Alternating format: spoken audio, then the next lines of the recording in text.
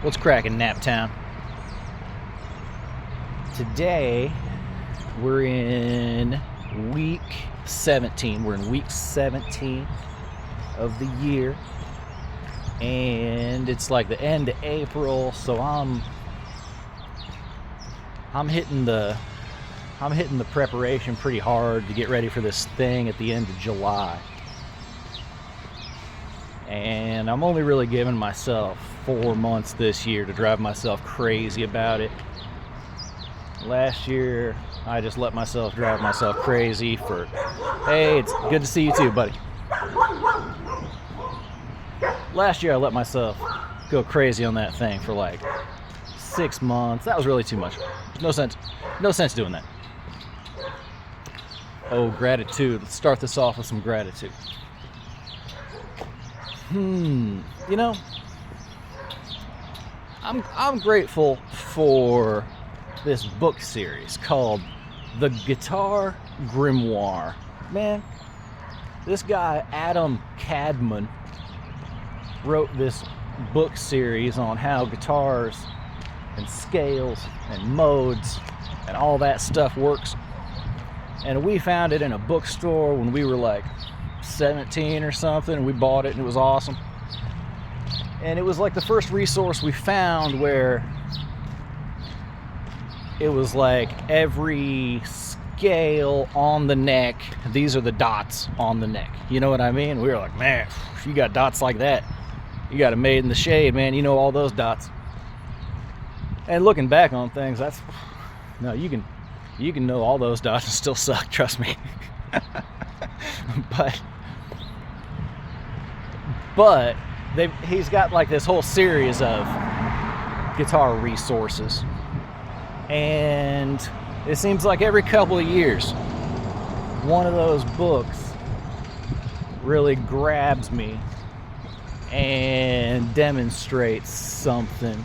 And it's funny how you can go back. I mean, it's like a 3-book series or something. And it's funny how you can go back and read through the way he explains stuff and get a different perspective over and over and over again. It's interesting that way. Okay. On the guitar stuff, I have a little list here. My hours are pretty far up right now because, you know, contest is coming, and you know, still not super pleased with how last year went. What are you gonna do? So this year, got to do way better than that. And the composition that I'm working on for Heart and Soul is weird but funny, and I think it's going to teach me a lot of stuff as I get that under my fingers. And man, that guitar teacher of mine, Mr. Guitar Therapist, man, jeez, like he suggested like a little change to Heart and Soul last week, and man, he was right about that. Like, it's funny how I can play a song, get it to where I think it's pretty dope, and he has an outside perspective that can just say, yeah, if you change this to that, you're gonna be happier. And he's right, you know? Man, it's messed up. You know, sometimes he can't really do the stuff that I'm doing, and he'll still show me how I'm doing it wrong. Like, it's a really funny thing to have a guy around who doesn't give a shit about your feelings and tells you when you're doing something wrong. That's nice.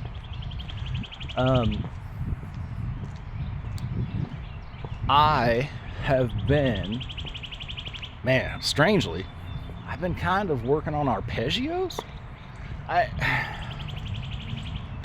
know, like that's not something that the country blues is really known for. But I've been getting into the Lonnie Johnson and the Teddy Bunn. And if you listen to those guys, you're like, that is like some next level country blues stuff. And if I'm gonna be able to compete with guys like that, dead guys, of course, I'm always competing with dead guys.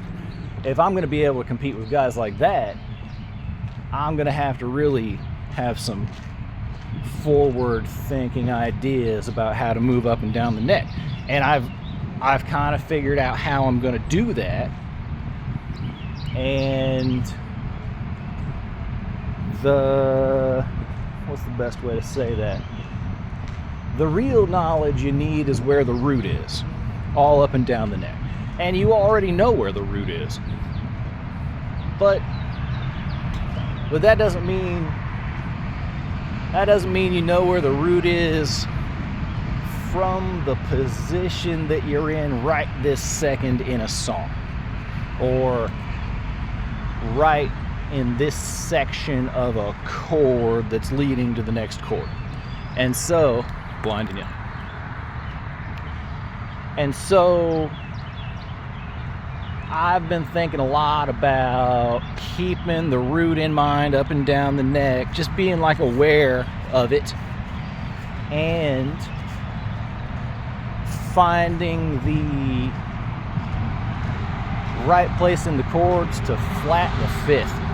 You know, if you know where to flat the fifth, you get a little bit more diversity in your voicings, and the melody should sound like somebody singing. So